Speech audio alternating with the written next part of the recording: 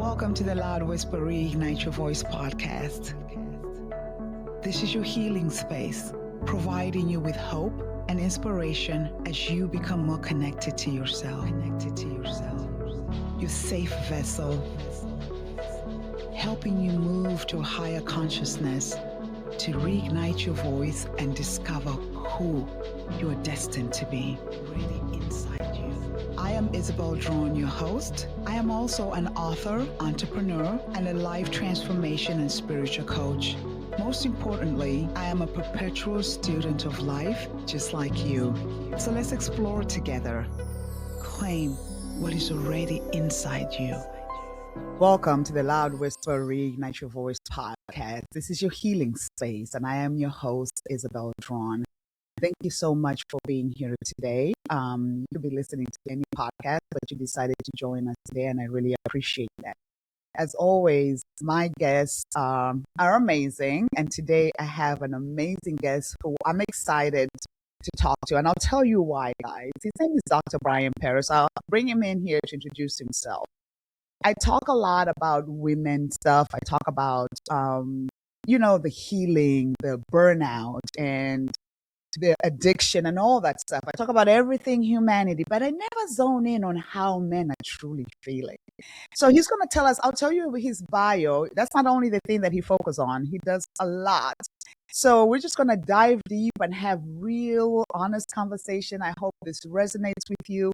I hope you can get a thing or two that will allow you to just even move your life just a step forward, or just to make you feel better, or for you to gain a tool today. But like I always say, all human beings, we need permission. So my prayer today is that Dr. Brian and I authentically give you permission to do what it is that you need to do with your life. So welcome, Dr. Brian. Thank you for that beautiful intro. Super excited to dive in. I am so excited to dive in. But before we dive in, let me tell you about this brilliant human being that's in front of me today. So today's guest is Dr. Brian Paris, a speaker, executive coach, former chiropractor, and healthcare entrepreneur who helps high-achieving performers to achieve success without sacrificing their health, their relationships, or themselves in the process. And after building a multi-million-dollar healthcare organization, Dr. Brian experienced firsthand, like the most of us do, right, the hidden costs of achievement, including burnout, addiction, divorce, and chronic stress. Those experiences led him on a deep journey into neuroscience, emotional intelligence, nervous system regulation, and what it means to thrive. So today, he works with executives, entrepreneurs, healthcare professionals, and leadership teams, helping them build resilience, strengthen their leadership, and create sustainable success from the inside out. That's my type of language, guys.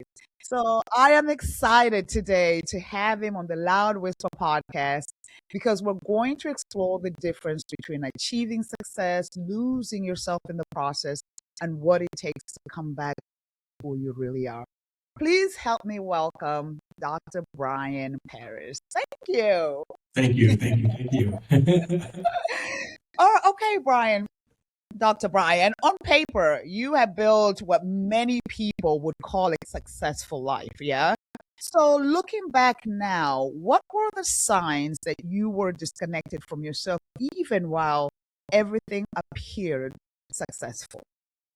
Great question. I feel like my entire life I've been good at looking good. So I've shown up at personal development seminars, and people on my left and on my right are saying, like, what are you doing here? And I'm like, well, it looks good on the outside, but it's messy when you pick up the carpet underneath. So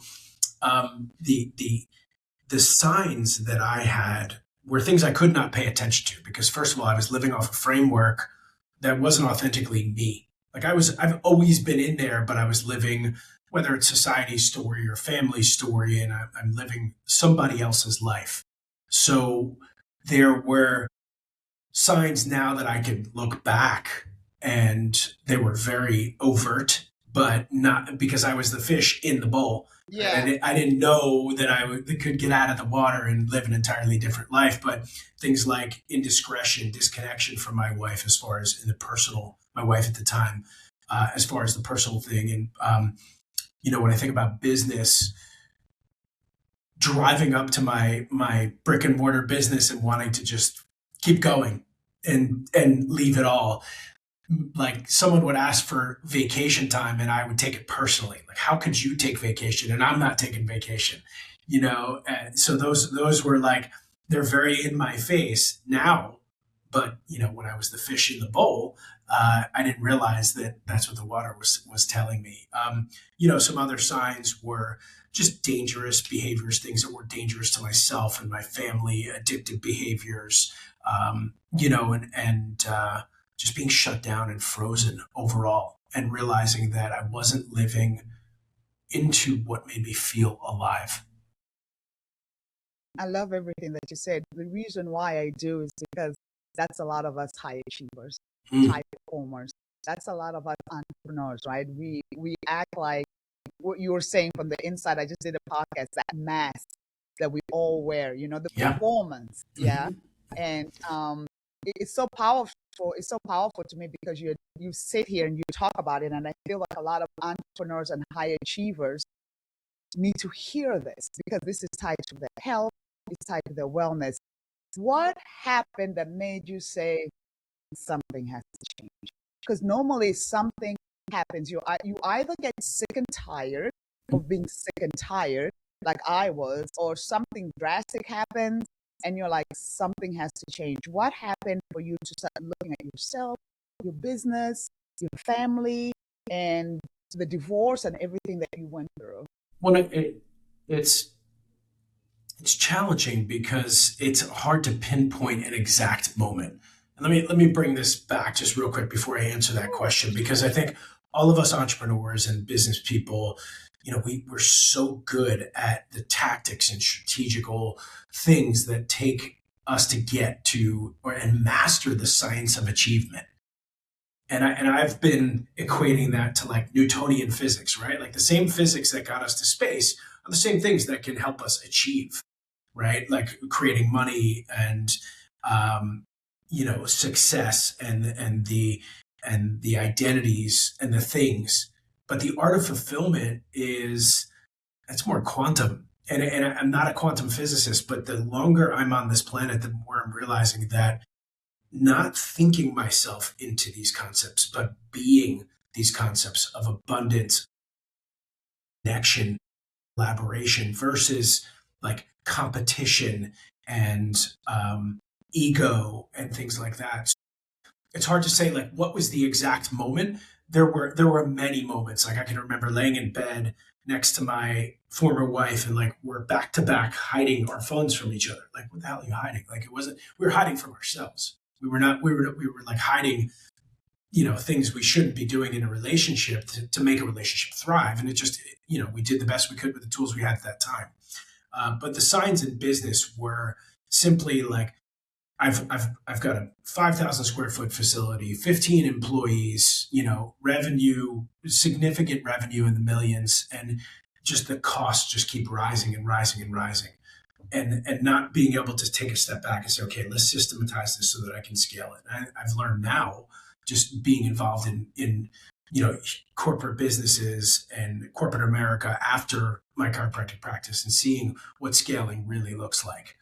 So the signs were things like, where I'm driving the system where the systems don't drive themselves. And that's really what scaling is about. And I know it wasn't a scale question.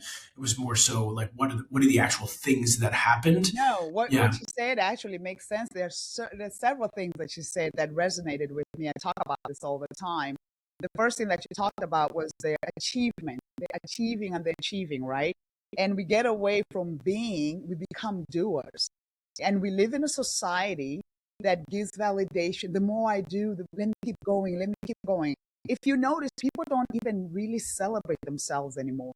Somebody wants to get to a goal, they reach that goal, they're like, okay, great. Yeah, they'll probably have a party for a day and then keep moving because and you go flat. You go flat. And because we've been conditioned with this society that I personally feel that the society is telling us a story that your humanity is validated by your output. Yes. And that's why there's a lot of stress, there's a lot of depression. One of the reasons why, because people, you mentioned competition, people are always feeling as though they have to compete. People are not feeling like they're good enough. Yeah. Right? So then what happens is we start operating outside of ourselves, trying to achieve those goals, trying to get to that space. But at the end of the day, the thing that suffers the most, as you had mentioned, is your being. Yes. And I love talking to people who have had it and lost it, because we can get all the degrees in the world, but the best teacher of life is life itself. So experience, right?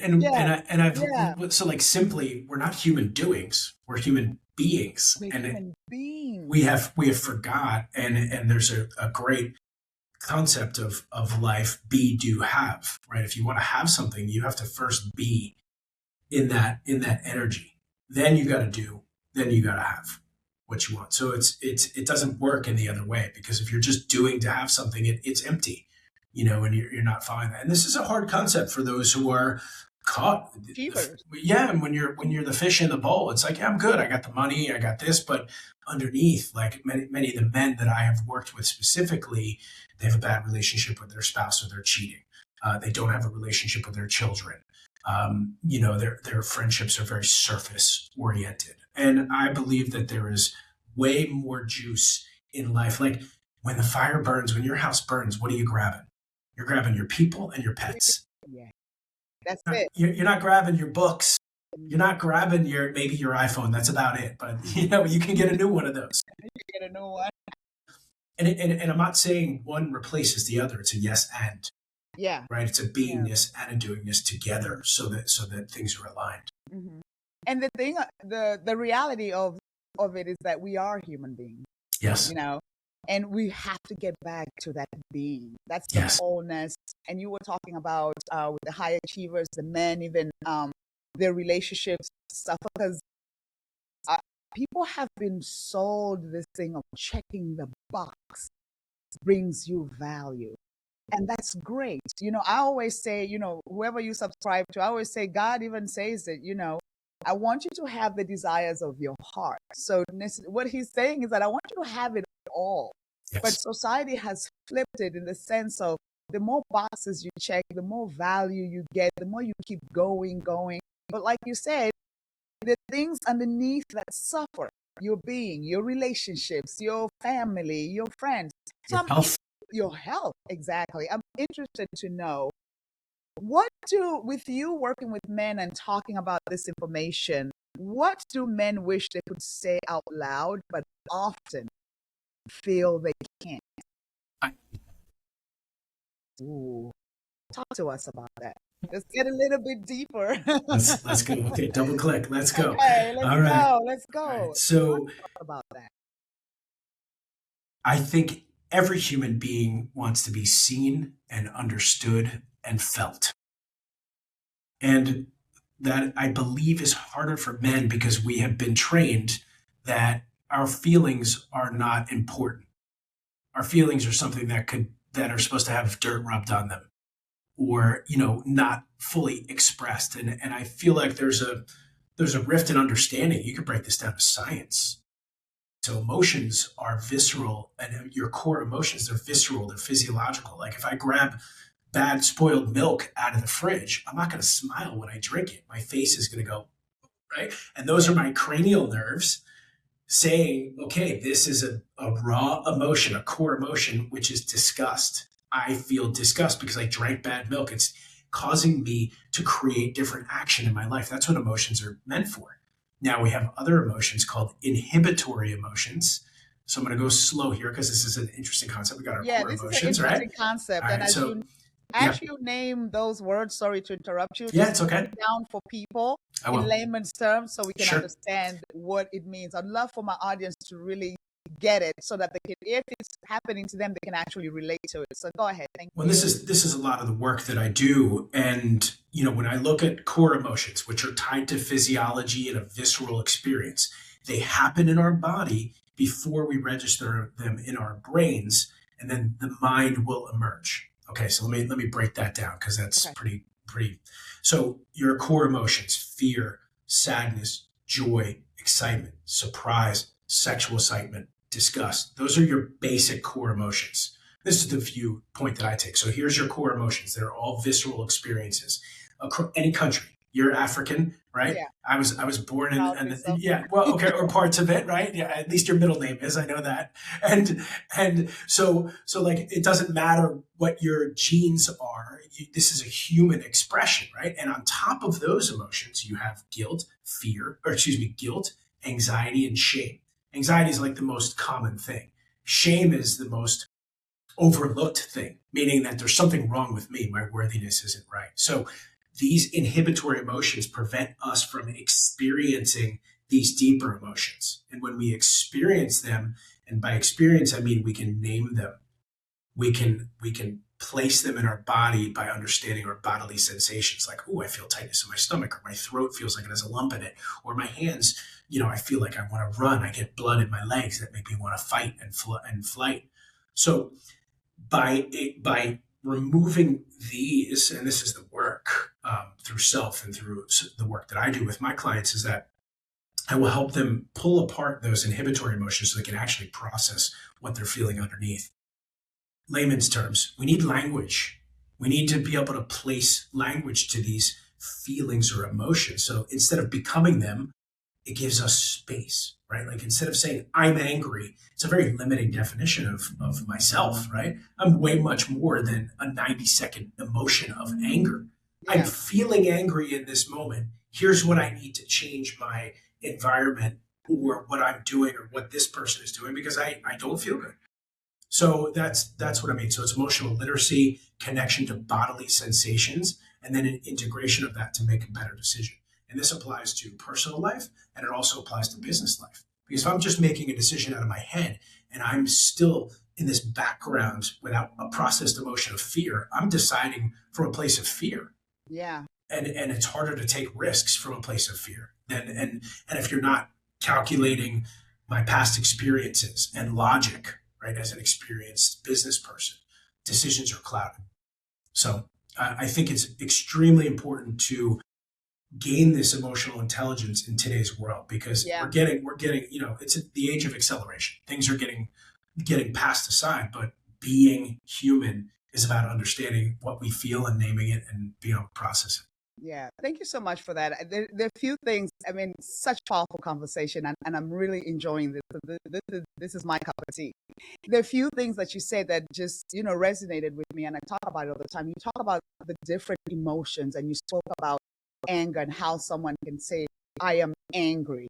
And instead of saying, I feel angry, I tell that with my clients too all the time. I always say, words are powerful, and we hear it all the time, but I don't think a lot of us understand how powerful words are, how they can change the trajectory of your life, how they can change really the trajectory of your day and your moment. So I always say anything after I am, do your best to make it positive. Because when you say I am, you're owning it. Yes. But like you said, I feel, you're expressing something that can eventually come out of you. But with the I am, you are owning it. So it's too close. It's too close. Too close. So Right, and creating that space by saying I feel. Yeah, right? yeah. And that's why they call it spelling, because we're casting spells. Our words cast spells, so we have to be very, very careful. I agree with the language. Really? Yeah. I've never heard that. That's how I look at it. I'm into the ancient wisdom, and that's there are spells that are cast, right? So if those words, and it's not just the words that we're putting out into the world, it's the words that we're putting into our inner world. Into our inner world. Those are the worst, because most of us treat ourselves way worse than we would treat our best friend.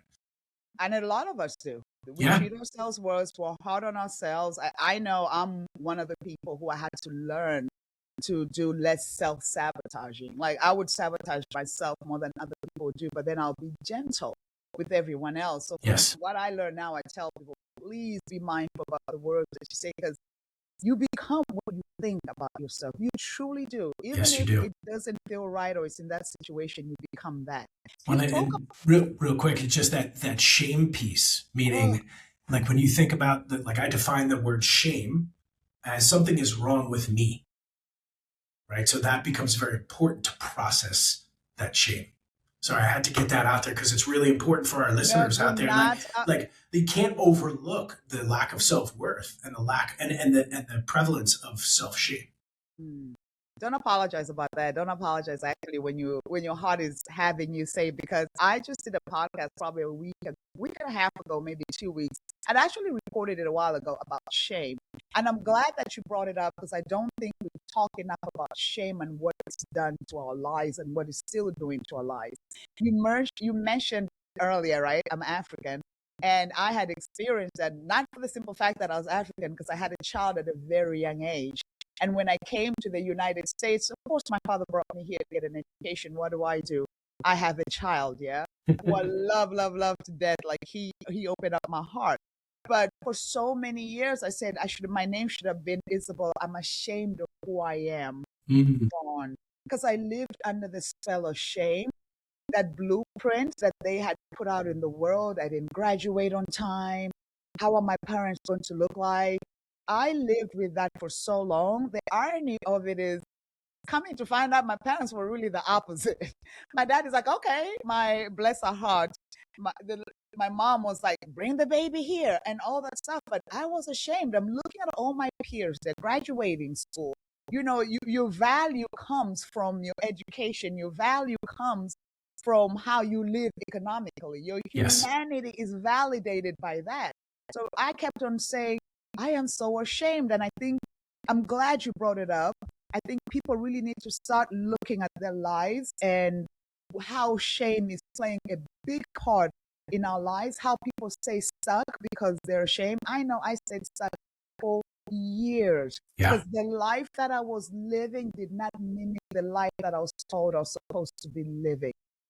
Until when I realized, I didn't even realize, God showed me that my son was one of the best things that could have ever happened to me. Such a gift. Such a gift. Such a gift. Well, it's interesting to take this back and circle to our initial conversation between achievement and fulfillment, because despite the shame that you felt, right, you built achievement on a foundation of shame. And now as you're healing and removing this constant shame, fulfillment starts happening.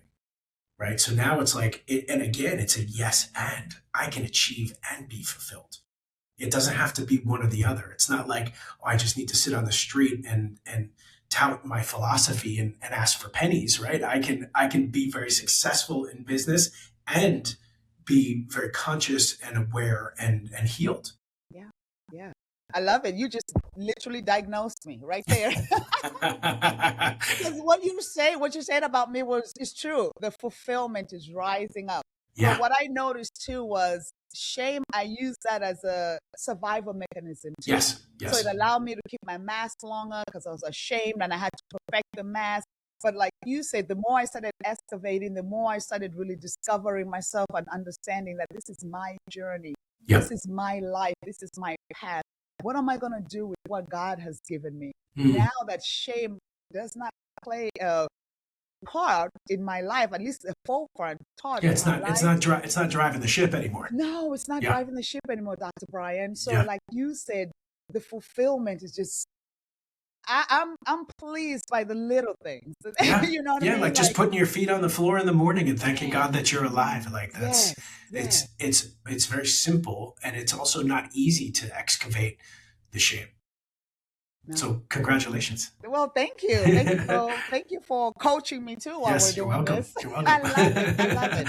So you did mention, we talked about emotional intelligence, and then we talked about how, just briefly, you talked about how important emotional intelligence is. But many people were never taught how to identify, right? Or you talked about how to identify your process. You did talk about anger, how someone can say instead of I am, they say I feel. So you mentioned that. What's the one thing that you wish every man understood about his emotional life? And the reason why I ask you this is because male and female, women, we have things we've been told by society from the time we were little girls.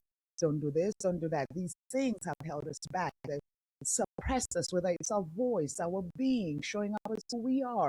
And I think for men, they've experienced it. I think the craziest thing that society could ever do for men is to say don't. You totally. Yeah, I agree. But also it's tipped too, because many men who are caught in this closed off space, like when they see men crying, like, I don't want to cry in the boardroom, and I don't want to cry in the boardroom either. Yeah, And I then don't there's either. right, I don't and, either. and there's places for it to process Yeah. those things. But if I could say that that anything to men about emotions, your biology precedes your psychology. Your biology precedes your psychology. And what that means is, and I spent 20 years, being a chiropractor, working on people's bodies and ignoring the emotional piece in myself and others. I had to I absorbed a lot of humans, right? I'm treating a lot of just pain and not being able to pull apart, saying, okay, pain is the emotion here, but what's the body telling me? And it's maybe telling me something different than just looking at a damaged disc or a damaged joint. So the body is a tool. The body is not only meant for movement, it's meant for sensation. Like, for the best example that I can think of is the shoes that we wear. Think about women, like women's feet are shoved in these shoes because someone said they should be wearing these really small shoes, and they shut off the sensory component of my foot that's supposed to send information to my knee, to my hip, to my back, to my mid-back, to my head and my neck. And we're still animals. We're human animals, like we are, and we're brilliant and expansive. But our basic biology, that hasn't shifted as technology is rapidly evolving. So learning to use the body as a sensory tool, like, okay, how can I zone in on my perceptions, my hearing, my smell, my taste, my sight, my feeling, my proprioception, like where I am in space. And then also, can I dive inside? What am I feeling in the skin inwards? Can I name it? Does it happen consistently? It typically does. Like when I get anxiety, it happens for myself. I get it in my chest. Like I literally can now feel when it comes up. Okay, I'm feeling anxiety. What am I afraid of? What do I not want to process that's underneath that? So biology precedes psychology, and name it to tame it. Meaning, like, if you have a feeling, an emotion that comes up, if you just start with naming it, even to yourself, if you don't feel comfortable working with a coach or have someone comfortable to share with that you trust, and just name it to tame it. I think also men need support, not solutions. Because as the way we've been trained is like solve. And you can maybe even think of this in your romantic relationships, right? Like when you come to your husband or your spouse with a problem, he typically is, okay, what do we need to do to fix this? Blah, blah, blah, right? And it's more so, honey, I just want you to listen to me. And that's where the training is, like, can I hold space and ground and be like gravity so that you can express? And that works. You brought that example because I love you brought that example. I'm all about truth, so I will tell you what you said is correct. So that was the battle. Yeah, I come to him with a problem, not even a problem. I'm just explaining what I'm going through, and he's like, bam, bam, bam, bam, bam, and I used to get frustrated. Yeah. So frustrated until when I started telling him that I just need you to listen. But then on my end too, I had to look at him from a different perspective, in the sense that he's just trying to make me not suffer. Yes. But I had to sit him down and say, listen, I love that. I love that when I come to you, you're trying to fix the problem because you don't want me to suffer or feel a certain way, but it's not helping me, because sometimes I just want you to be an ear. Yes. You don't need to give the solution. But as you mentioned, men have been trained to be solution oriented. So whatever comes in front of them, they're like, boom, let's solve this problem without even being. Yeah. And present. Yeah. And you said what stuck with me is being an ear, right? Like my whole body can listen. I can listen with my body, right? Am I going to sit here and listen to you not complaining or expressing, am I here? Or can I actually, like, listening is a skill. Listening is a skill that needs to be trained. Like for myself personally, I used to ask a question and then leave, or ask a question. If they didn't respond quick enough, I would answer it for them. right? But that's See, the answering, I had to grow yeah, up with that. yeah, and that's part of maturity if we're focused on actually growing and maturing from it. But listening is a skill set that needs to be practiced, and even more so, embodied listening. Like, can I listen with my entire being? Can I not even think about my response? Can I be truly present? And that it all comes down to like how present can we actually be with one another? Yeah. And it is a skill. It's like muscle when you're going to the gym. Being an empath, that's something that I'm still working on. Like how my husband, when I come to him about something and boom, he wants to be solve the problem without just listening. Being an empath, when someone comes to me, I just boom. So with coaching, oh my God, it's taught me so much. Yeah. I love in the space of being able to listen. I do it so well with my clients. I need to incorporate that more in my personal life, in my Yes. relationships with Yes. either my children or even my spouse, to learn to just listen. Yes. I am exceptional with my clients, but when it comes, I'm still maturing when it comes to that. Like, okay, so Well, and I think don't that's solve where, it. where your fulfillment cup still can be felt, right? I mean, filled, right? With children, that's been a really good lesson for me. Is like, can I see them as their own beings? My kids are in their 20s now, so like they're adults. They're not fully supporting themselves yet, but I see them and value what they bring to the world, not just as these small children anymore, but these blossoming adults. And can Yeah, I listen to them as a, in that embodied space? I love that. You talk a lot about survival mode. I Mm. love the topic of survival mode because I lived on survival mode for most of my life. Just surviving to get by. Didn't know what it was then, couldn't put a name on it. Like you say, you name it, you tame it. I couldn't put a name on it. It was survival mode, just getting through life, going on the hamster wheel over and over each day until when you got to a point where burnout exceeds my survival mode. And then you get into depression, been through all of that, right? Yeah. Anxiety, been through all of that. You talk a lot about survival mode. How can someone tell the difference between, which I wish I would have known this. How could someone tell the difference between being productive and simply surviving? Great question. And I'll break it down to some neuroscience. When you're in survival mode, and this is not black and white, our nervous systems, they go in between survival mode and regeneration and connection mode. So your classic fight or flight, right? Am I angry? Do I want to run away? Like these are signs, right, that I'm in survival mode. Am I constantly reacting versus processing and responding? Freeze mode. And in today's world, if you look at it from a biological standpoint, you can see like the mountain lion attacking the deer, right? And the deer will pretend that it's dead. And that's the lowest, most rudimentary protective mechanism of the nervous system. It takes all the blood and puts it into the organs and out of the muscles. So it feels like you're dead. But in today's world, that presents itself as lethargy, brain fog. I don't want to say laziness. I'm saying laziness, but like just not that internal drive.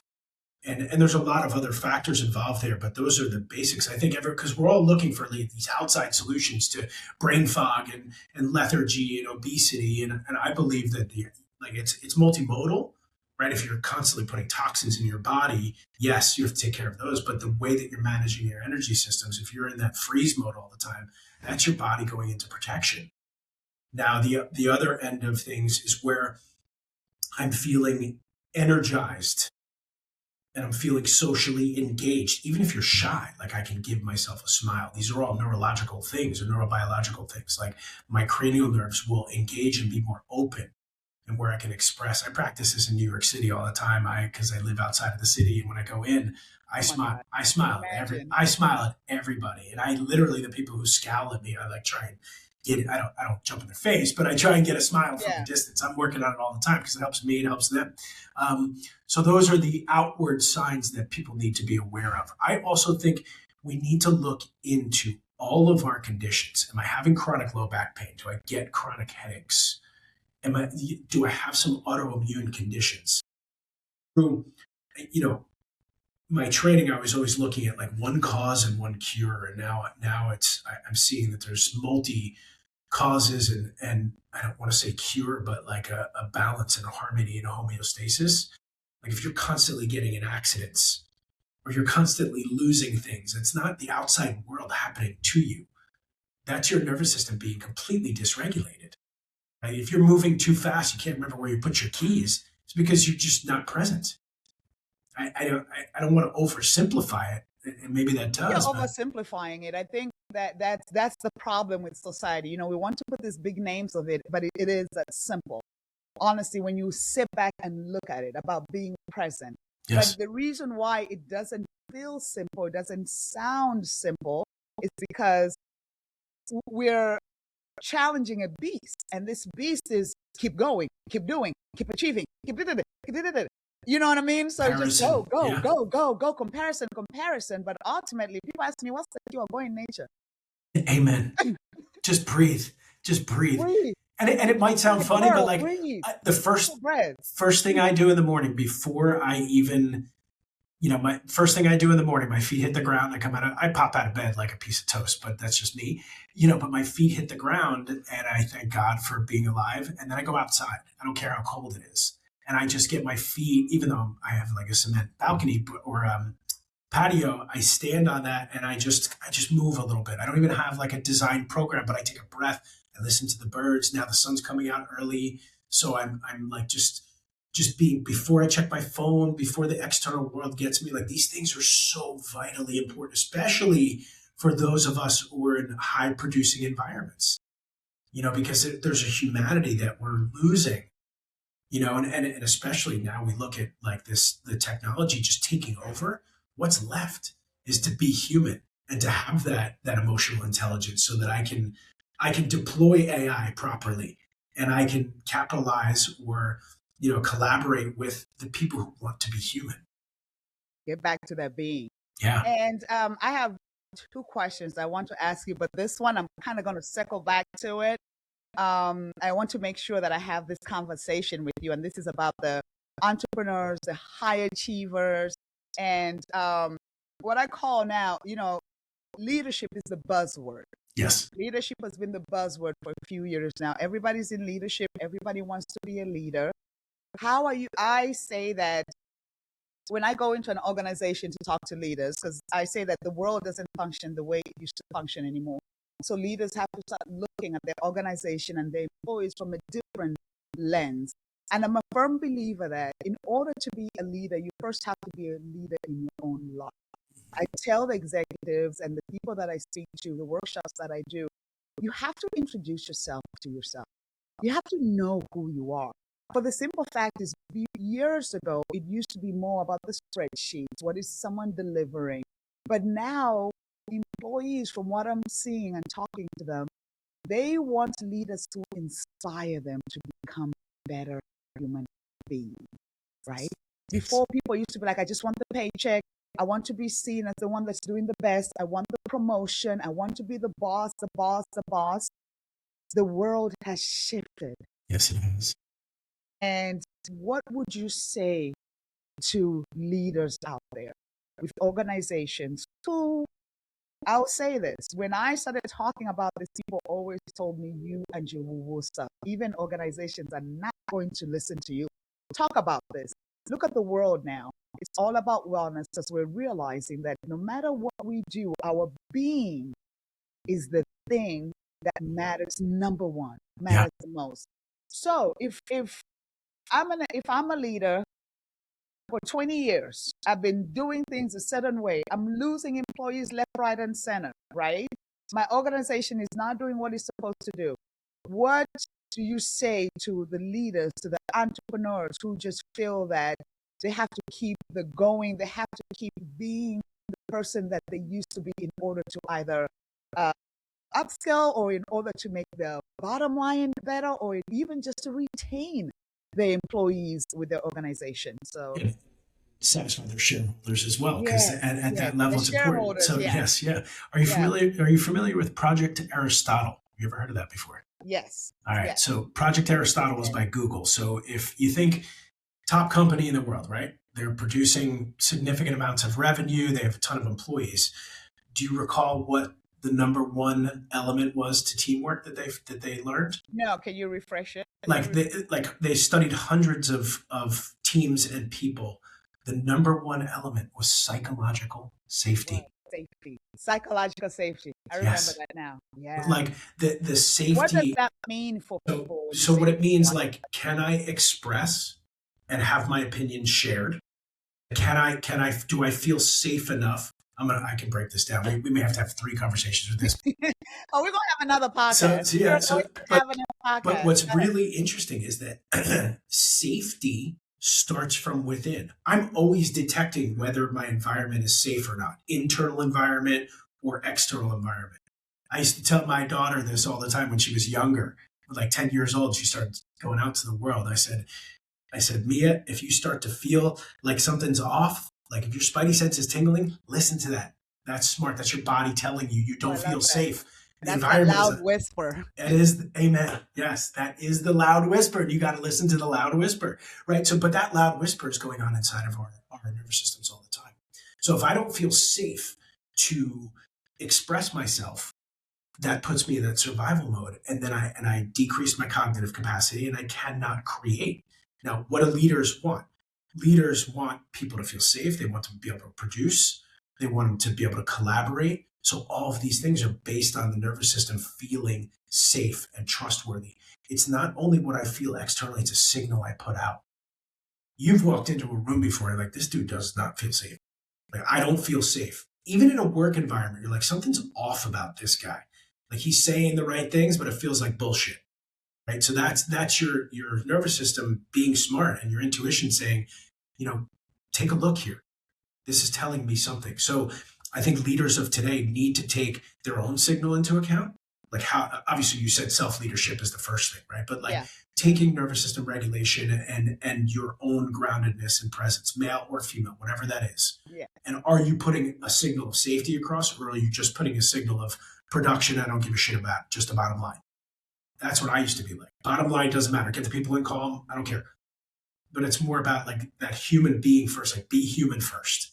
I always like to tell people. Yeah, be human first. Yeah, you can't. Yeah, I sing it. You cannot lead anybody unless you lead in your own life. It's interesting you say that because it just reminded me when we first started the podcast, you talked about how when you had your business and someone asked for vacation, you're like, vacation? Why are you taking a vacation? Like you would take it personal. Yes. Right? So that was before you started doing all the work. And these are the leaders, some leaders that are out there now. And people have to understand it doesn't work like that anymore. No. You have to be authentic. You have to have some form of empathy for the people that work for you. That doesn't mean you let them get away with murder.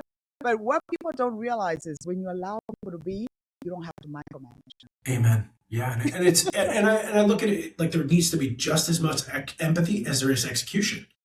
Like if one overpowers the other, then you have the company becomes too soft and the product or the productivity drops. Right? But your empathy needs to be just as equal. And intellect and intuition, same. They need to run parallel. I love it.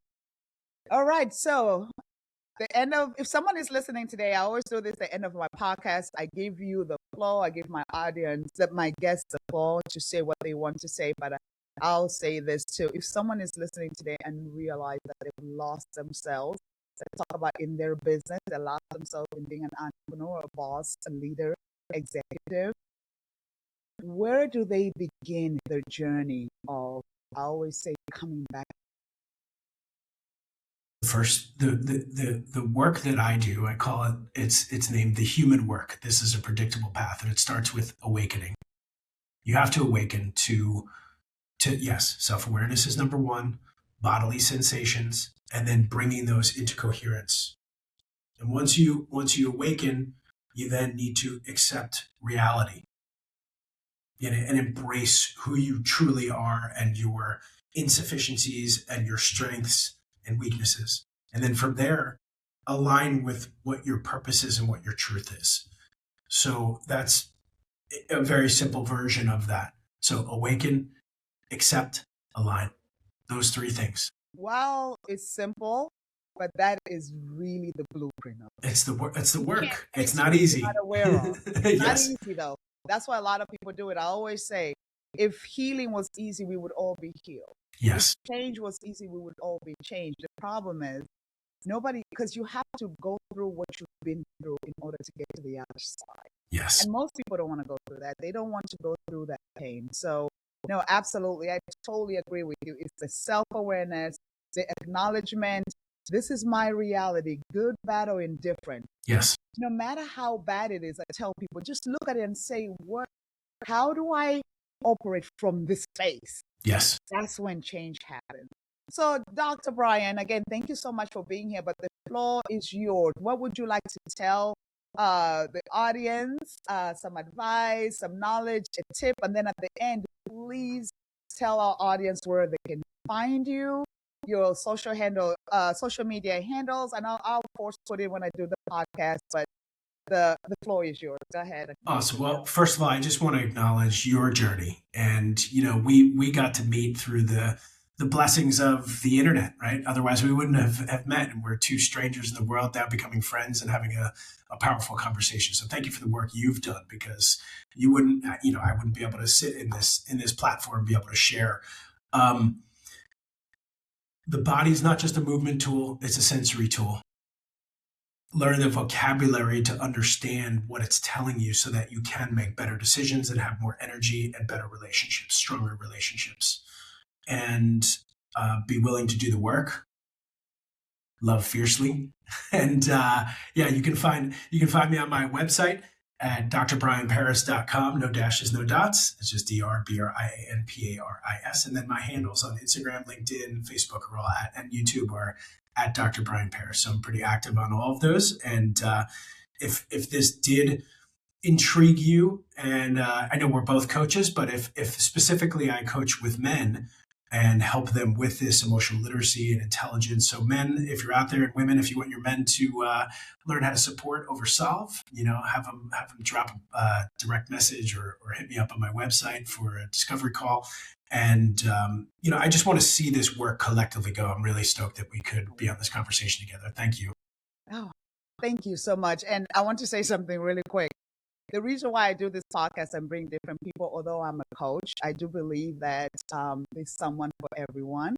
So I appreciate you saying that, the fact that I'm a coach, but you're here because I want people out there in the world to get to hear about you, get in contact with you. The truth of humanity is I could coach right now and 12 people would understand exactly what I'm saying and they would get me, we will resonate. You could say and coach the same thing I did, and then 12 other people will be like, oh, Dr. Man and female, Dr. Brian is the one for me. There's enough for everyone. There is. So there certainly is. If you enjoyed him as much as I did, reach out to him. Reach out to him and connect with Dr. Brian. Again, thank you so much from my heart to yours. Thank you. For being on the Loud Whistle podcast, The Healing Space. And there we have it, my people. This is your healing space, a place where we talk about all things humanity. I hope we blessed you today. I hope you received something that will just shift something little within you. And that's what we're here for, from our hearts to yours. Again, thank you so much for listening. Make sure to subscribe, make sure to share, and please look out for this podcast. I will have all his handles in case you missed it. I'll say it again. His name is Dr. Brian Paris, like Paris. That's his name. Thank you again, Doctor. You take good care. Thank you.